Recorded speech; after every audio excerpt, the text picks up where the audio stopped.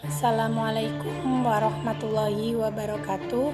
Perkenalkan, nama saya Linda Tri Rahayu dengan NIM 1916010035. Saya di sini dari XYD akan menjelaskan mengenai Komite Stabilitas Sistem Keuangan atau KSSK untuk memenuhi UAS Kebanksentralan.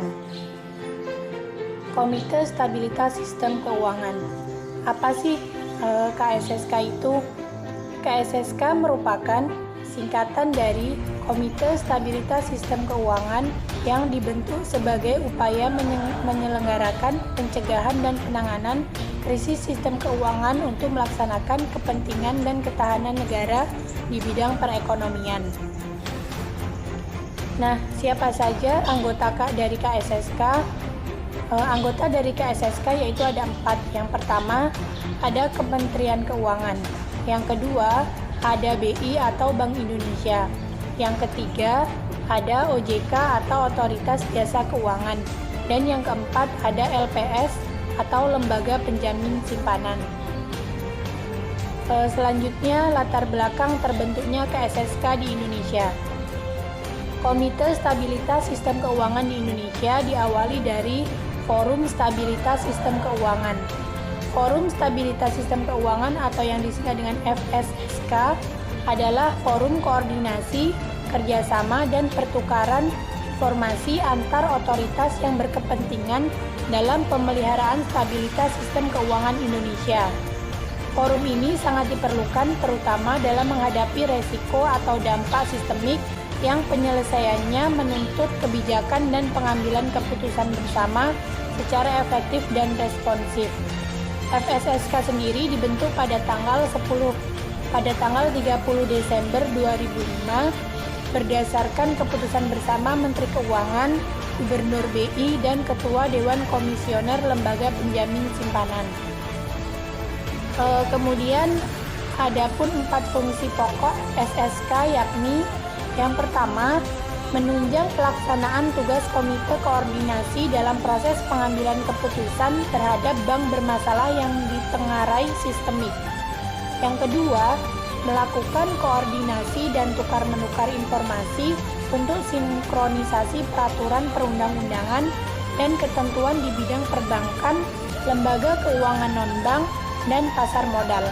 Yang ketiga, membahas berbagai permasalahan yang dihadapi oleh lembaga-lembaga yang berkecimpung dalam sistem keuangan yang berpotensi sistemik berdasarkan informasi dari otoritas pengawas lembaga keuangan. Yang keempat, mengkoordinasikan pelaksanaan atau persiapan inisiatif tertentu di sektor keuangan.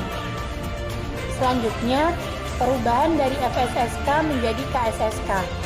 Forum ini kemudian mengerucut berubah menjadi KSSK atau Komite Stabilitas Sistem Keuangan berdasarkan Undang-Undang Nomor 9 Tahun 2016 tentang pencegahan dan penanganan krisis sistem keuangan.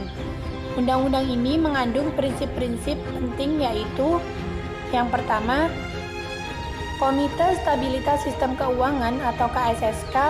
Salah satu yang tercantum dalam undang-undang ini adalah pembentukan Komite Stabilitas Sistem Keuangan atau KSSK. Komite yang terdiri dari Kementerian Keuangan, Bank Indonesia, Otoritas Jasa Keuangan, dan Lembaga Penjamin Simpanan ini akan mengadakan rapat secara rutin setiap 3 bulan untuk menentukan status sistem keuangan. Pertama, OJK akan menyisir kinerja bank-bank sistemik. Mereka yang ditengarai memiliki kondisi keuangan buruk akan diajukan ke LPS untuk dilakukan penanganan sesuai Undang-Undang PPKSK atau Undang-Undang Pencegahan dan Penanganan Krisis Sistem Keuangan. LPS kemudian dapat mengalihkan sebagian atau seluruh aset dan kewajiban kepada bank lain ataupun kepada bank perantara atau bridge bank. LPS juga dapat melakukan penanganan sesuai dengan Undang-Undang LPS ketika terdapat sebuah bank yang bermasalah. Yang kedua, Presiden tetapkan krisis. Presiden merupakan pihak yang berhak untuk menetapkan kondisi krisis. Namun bukan berarti Presiden harus menetapkan sesuai rekomendasi. Yang ketiga, Kewenangan masing-masing lembaga, ada 4 lembaga yang tergabung dalam KSSK.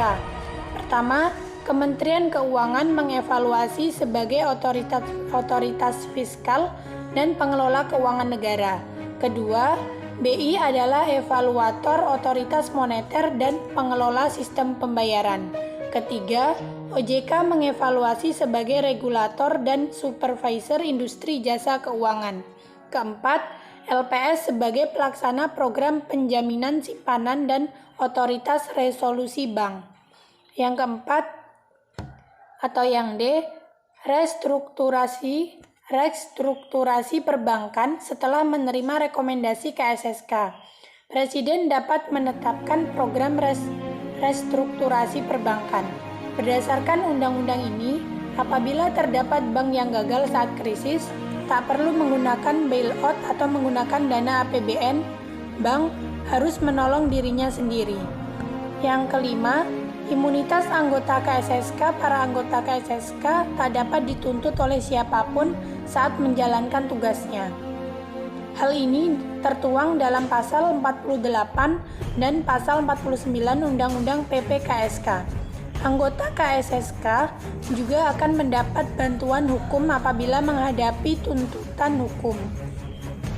Yang B, operasional bekerjanya Komite Stabilitas Sistem Keuangan. Operasional bekerjanya Komite Stabilitas Sistem Keuangan di Indonesia berdasarkan Undang-Undang Nomor 9 Tahun 2016 tentang pencegahan dan penanganan krisis sistem keuangan.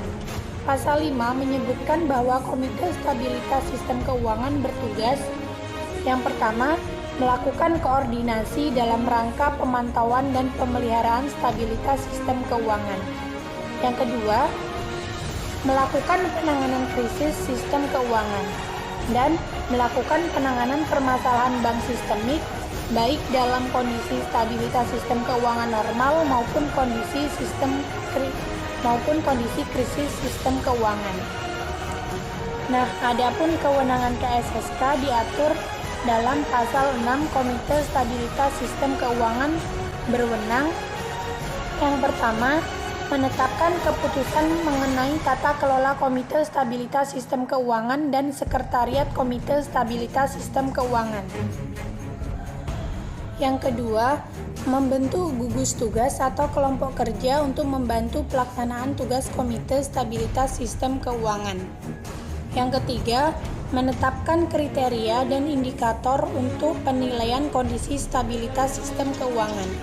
Yang keempat, melakukan penilaian terhadap kondisi stabilitas sistem keuangan berdasarkan masukan dari setiap anggota Komite Stabilitas Sistem Keuangan beserta data dan informasi pendukungnya. Yang kelima, menetapkan langkah koordinasi untuk mencegah krisis sistem keuangan dengan mempertimbangkan rekomendasi dari setiap anggota Komite Stabilitas Sistem Keuangan. Yang keenam, merekomendasi kepada Presiden untuk memutuskan perubahan status stabilitas sistem keuangan dari kondisi normal menjadi kondisi krisis sistem keuangan atau dari kondisi krisis sistem keuangan menjadi kondisi normal. Yang ketujuh, merekomendasikan kepada Presiden untuk memutuskan langkah penanganan krisis sistem keuangan. Yang kedelapan, menyerahkan penanganan permasalahan solvabilitas bank sistemik kepada lembaga penjamin simpanan. Yang kesembilan, menetapkan langkah yang harus dilakukan oleh anggota Komite Stabilitas Sistem Keuangan untuk mendukung pelaksanaan penanganan permasalahan bank sistemik oleh lembaga penjamin simpanan. Yang ke-10, menetapkan keputusan pembelian oleh Bank Indonesia atas surat berharga negara yang dimiliki lembaga penjamin simpanan untuk penanganan bank. Yang terakhir, merekomendasikan kepada Presiden untuk memutuskan penyelenggaraan dan pengakhiran program restrukturisasi perbankan. Adapun kesimpulan yang dapat diambil dari materi yang dapat saya sampaikan adalah pemerintah Indonesia menerbitkan Undang-Undang Nomor 9 Tahun 2016 tentang pencegahan dan penanganan krisis keuangan dan membentuk Komite Stabilitas Sistem Keuangan yang beranggotakan Menteri Keuangan, Gubernur Bank Indonesia, Ketua Dewan Komisioner Otoritas Jasa Keuangan, dan Ketua Dewan Komisioner Lembaga Penjamin Simpanan. Tindakan-tindakan yang dilakukan oleh tim KSSK untuk pencegahan krisis sistem keuangan melalui pemantauan dan pemeliharaan stabilitas sistem keuangan sesuai dengan tugas dan wewenang setiap anggota untuk mencegah terjadinya krisis sistem keuangan. Pemantauan dan pemeliharaan stabilitas sistem keuangan oleh anggota Komite Stabilitas Sistem Keuangan dilakukan berdasarkan undang-undang dan sesuai dengan protokol manajemen krisis setiap anggota. Anggota Komite Stabilitas Sistem Keuangan menyampaikan hasil pemantauan dan pemeliharaan di dalam rapat Komite Stabilitas Sistem Keuangan. Rapat Komite Stabilitas Sistem Keuangan merumuskan rekomendasi kebijakan yang harus dilakukan oleh setiap anggota Komite Stabilitas Keuangan sesuai dengan tugas dan wewenang masing-masing. Demikianlah tadi materi mengenai KSSK yang dapat saya sampaikan. Apabila ada kekurangan dan kesalahan, saya mohon maaf. Assalamualaikum warahmatullahi wabarakatuh. Semoga bermanfaat.